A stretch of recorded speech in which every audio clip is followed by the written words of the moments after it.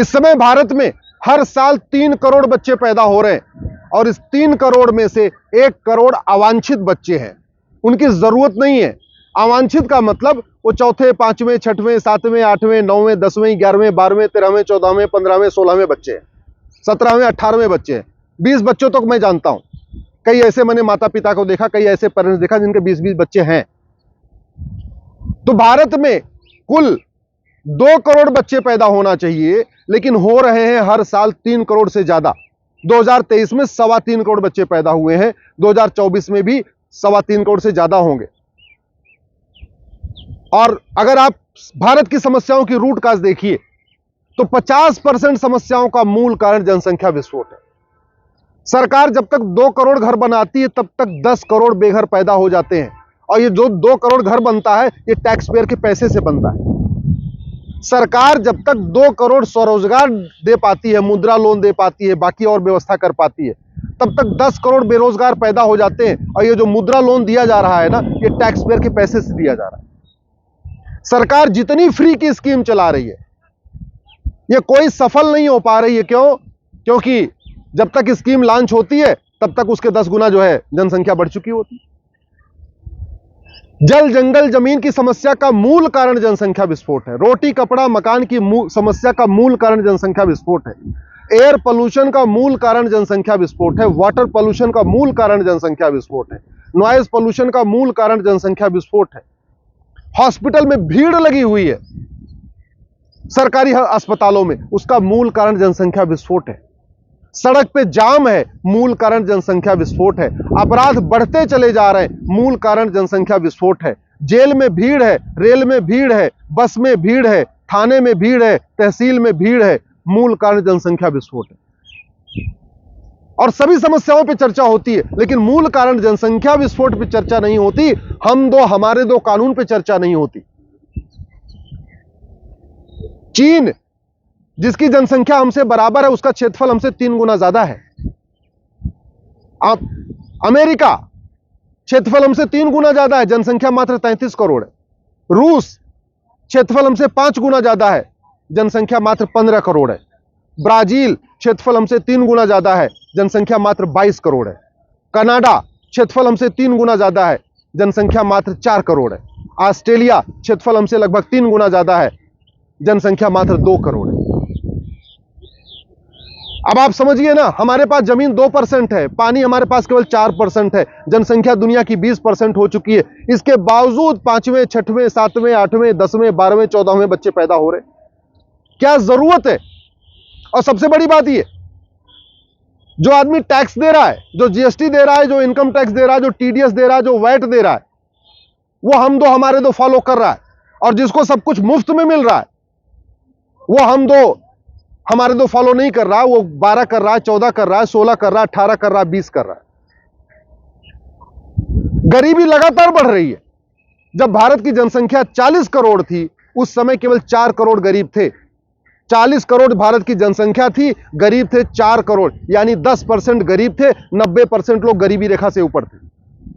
आज भारत की जनसंख्या 145 करोड़ है, तो 81 करोड़ लोगों को मुफ्त में राशन देना पड़ रहा है, यानी 81 करोड़ लोग गरीबी रेखा से नीचे हैं। यानी इस समय 65% लोग गरीबी रेखा से नीचे हैं। पहले 90% गरीबी रेखा से ऊपर थे, 10% गरीबी रेखा से नीचे थे। आज की डेट में 65% गरीबी रेखा से नीचे हैं, केवल 35% ही गरीबी रेखा से ऊपर है। तो गरीबी बढ़ रही है, मूल कारण है जनसंख्या विस्फोट। अराजकता बढ़ रही है, मूल कारण जनसंख्या विस्फोट। मजहबी उन्माद बढ़ रहा है, मूल कारण जनसंख्या विस्फोट। जब गरीबी बढ़ती है तो लोग अच्छी तरीके से उसको शिक्षा नहीं दे पाते, अच्छी उसकी चिकित्सा नहीं दे पाते, अच्छा उसको संस्कार नहीं दे पाते। वो कभी इधर पढ़ता है, कभी उधर पढ़ता है, और कोई काम धंधा नहीं होता, कभी इधर पार्क में घूमता, कभी इधर घूमता है, तो अपराध करता है। एक एक कमरे में अगर 12-12 लोग रहेंगे, माता पिता के साथ 12 बच्चे रहेंगे, तो उनको न कहां से उनको संस्कार मिलेगा, कहां से उनको अच्छी शिक्षा मिलेगी, कहां से उनको अच्छी चिकित्सा मिलेगी, कहां से उनको रोजगार मिल पाएगा।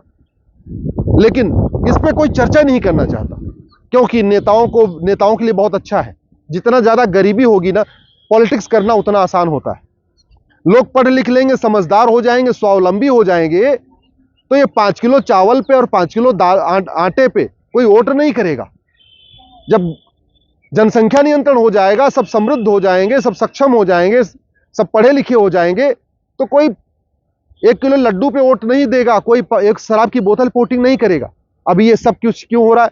क्योंकि गरीबी है, और गरीबी का मूल कारण क्या है? जनसंख्या विस्फोट।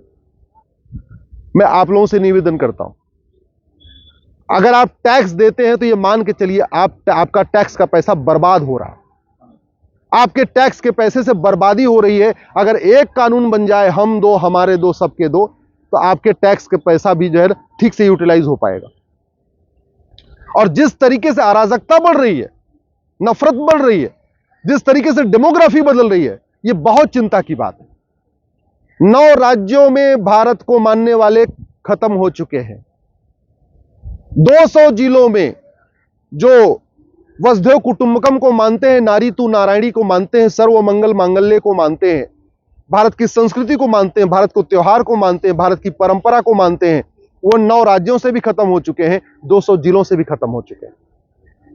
जो लोग भारत की संस्कृति, आचार विचार को मानते हैं, भगवान रामकृष्ण को मानते हैं, भगवान शंकर को मानते हैं, भगवान विष्णु को मानते हैं, हनुमान जी को मानते हैं, देवी जी को मानते हैं, वो 900 तहसीलों से खत्म हो चुके हैं। डेमोग्राफी इतनी तेजी के साथ बदल रही है। 75 साल में देखते देखते 9 राज्यों में खत्म, 200 जिलों में खत्म, 900 तहसीलों में खत्म। बॉर्डर की जो 300 तहसीलें हैं, उससे बिल्कुल खत्म। अगर हमने हम दो हमारे दो लागू नहीं किया ना, आने वाले 20 से 25 साल के अंदर इतना भयानक परिणाम आएगा, आपने कभी सोचा भी नहीं होगा, आपने कभी कल्पना भी नहीं किया होगा। और यह गलती हमेशा होती है। गुजराल साहब ने भी कभी नहीं सोचा होगा उनको पाकिस्तान छोड़ के भागना पड़ेगा। आडवाणी जी ने भी नहीं कभी सोचा होगा उनको पाकिस्तान छोड़ के भागना होगा। जेठमलानी जी भी कभी नहीं सोचा होगा पाकिस्तान छोड़ के भागना होगा। आपके इतने सारे राज कपूर, यश चोपड़ा, प्रेम चोपड़ा, सुनील दत्त, इन्होंने कोई नहीं सोचा होगा पाकिस्तान छोड़ के भागना। आखिर छोड़ के भागे ना, छोड़ के क्यों भागे? डेमोग्राफी बदल गई, डेमोग्राफी बदल गई, अशांति फैली, अशांति फैली, छोड़ के भागना पड़ा। आज भी ऐसे ही हो रहा है। कभी गुजरात में पत्थरबाजी होती है, कभी राजस्थान में पत्थरबाजी होती है, कभी यूपी में पत्थरबाजी होती है, कभी महाराष्ट्र में पत्थरबाजी होती है, कभी यहां गला कटता है, कभी वहां गला कटता है, कभी वहां गला कटता है, कभी वहां धमकी होती है। ना अराजकता खत्म हो रही है, ना अवैध निर्माण खत्म हो रहा है, ना धर्मांतरण रुक रहा है, जनसंख्या विस्फोट रुक रहा है। क्यों? क्योंकि हम समस्याओं पे चर्चा कर रहे हैं, लेकिन कठोर कानून की डिमांड नहीं कर रहे। और ये पार्टियों ने जो आपको जाति की अफीम खिला दिया, भाषा की अफीम खिला दिया, क्षेत्र की अफीम खिला दिया, आप वो अफीम खा के बैठे हुए। पार्टियों ने आपको लोहियावाद की अफीम खिला दिया है, समाजवाद की अफीम खिला दिया है, गांधीवाद की अफीम खिला दिया है, नेहरूवाद की अफीम खिला दिया है, साम्यवाद की अफीम खिला दिया, आप खा के बैठे हुए। आपको समझ में नहीं आ रहा है कि समस्या का मूल कारण क्या, अस्थायी समाधान क्या? अस्थायी समाधान है कठोर जनसंख्या नियंत्रण कानून। और जनसंख्या नियंत्रण कानून लॉलीपॉप देने वाला नहीं कि नहीं हम दो हमारे दो मान लो तो आपको जो है 50,000 रुपए मिलेंगे, इससे कोई जरूरत नहीं। कोई हम दो हमारे दो करके कोई एहसान नहीं कर रहा है। जनसंख्या नियंत्रण कानून ऐसा होना चाहिए कि जो हम दो हमारे दो ना माने, उसकी सिटीजनशिप खत्म हो। वोटिंग राइट खत्म करने से कोई फायदा नहीं है, सिटीजनशिप खत्म होनी चाहिए। इसलिए हमें एक नया कानून बनाने की जरूरत है, सिटीजनशिप खत्म हो और 20 से 50 साल की सजा हो दोनों को, माता को भी पिता को भी, क्योंकि बच्चा पैदा करने में दोनों का योगदान होता है, दोनों की भूमिका होती है। इसलिए पेरेंट्स को, माता पिता को 20 साल के लिए आप जेल में डालने के लिए कानून बनाइए। मैं गारंटी के साथ कहता हूं, कोई कानून तोड़ने की हिम्मत नहीं करेगा। और जनसंख्या नियंत्रण कानून का फायदा देखना है तो आप चीन को देख लीजिए। हमसे 2 साल के बाद आजाद हुआ था, चीन ने जनसंख्या नियंत्रण कानून बनाया, विश्व महाशक्ति बन गई। चीन ने जनसंख्या नियंत्रण कानून बनाया, आज वहां शांति है, समृद्धि है, खुशहाली है, न अराजकता है, न सरतन से जुदा है, न वहां अवैध निर्माण है, कुछ नहीं होता, सब शांति से रह रहे हैं, आराम से। हमने वो गलती किया है, आज नतीजा ये हो गया। 9 राज्यों में डेमोग्राफी बदल गई, 200 जिलों की डेमोग्राफी बदल गई, 900 तहसीलों की डेमोग्राफी बदल गई। कभी यहां सरतन से जुदा, कभी वहां सरतन से जुदा, कभी वहां पलायन, कभी यहां पलायन। तो अब मैं आपसे निवेदन करता हूं, दल गुलामी छोड़िए, कठोर जनसंख्या नियंत्रण कानून की मांग करिए।